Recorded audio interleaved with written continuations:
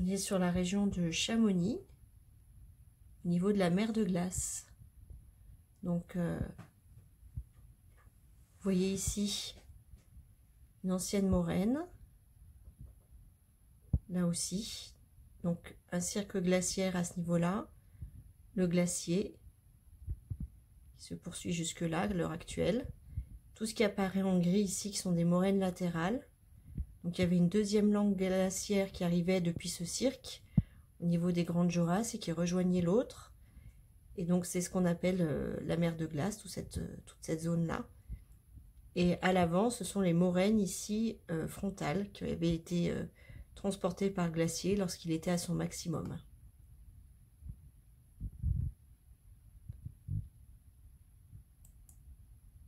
Alors en 3D.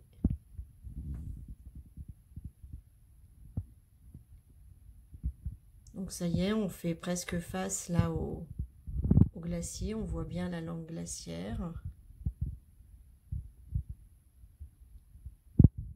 Face à nous, le cirque.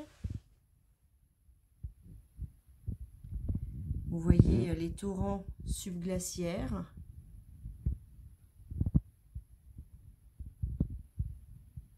En gris, les roches qui constituent la moraine.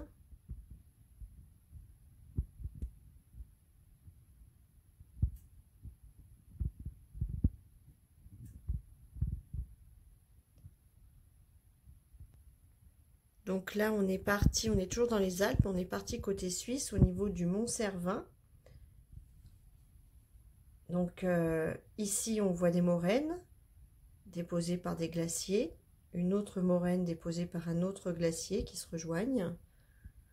On a pour l'instant donc le Mont Cervin, qui ici c'est un horn, c'est-à-dire que c'est un relief en forme de pyramide qui a été usé par 3 glaciers différents sur chacune de ses faces. Voilà la forme du Mont Cervin. Donc là on est à l'arrière. On voit bien cette forme de pyramide. Ici, le cirque glaciaire, donc les moraines. Vous voyez, Flanflunhorn, c'est un autre horn à l'avant. Donc on a toute une série de horns ici, donc ces formes pyramidales, ces reliefs, les moraines à ce niveau-là qui se rejoignent, qui est alimenté par différents cirques glaciaires, un cirque glaciaire de ce côté-ci, un autre cirque glaciaire qui était de ce côté-là par rapport au Cervin, et donc les moraines qui restent aujourd'hui, qui sont bien visibles dans le paysage. Alors côté italien, ici on est sur la partie haute du glacier d'Arola, donc ce qui reste du glacier, et vous voyez ici une rivière, un torrent sous-glaciaire qui est alimenté par les eaux de fonte du glacier et qui coule, qui creuse en fait la moraine. Donc si on se rapproche, on voit que la moraine, elle est constituée de blocs de tailles très différentes. Il n'y a aucun classement, aucun tri.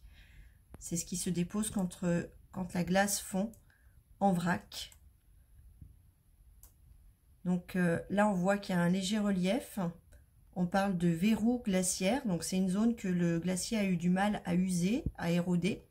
Donc qui crée comme ça un relief.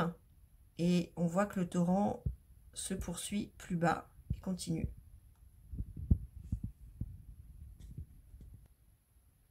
Alors on va quitter, on était au niveau du Cervin, près de Zermatt, en Italie, la vallée de Chamonix. On va quitter cette zone, on va aller vers le parc national des Écrins, vers le lac d'Arsine. On est dans les Écrins, au niveau du lac d'Arsine. Donc ces lacs sont restés dans la zone qui a été surcreusée par le glacier. Sur les côtés, vous voyez les moraines qui ont été laissées et vous observez que les blocs sont de tailles très variées. Il n'y a pas de granoclassement, il y a des tailles correspondent à des blocs de plusieurs tonnes. Et quand on est à pied, on se rend compte en marchant le long de cette moraine qu'il y a aussi des roches argileuses très fines.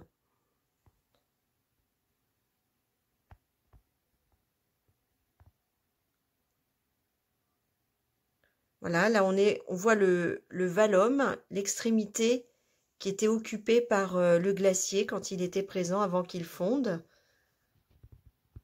Et donc ce qui est plus en avant, donc en haut à gauche sur l'écran, sont des roches moutonnées qui ont été usées par le glacier aussi, mais seulement en partie.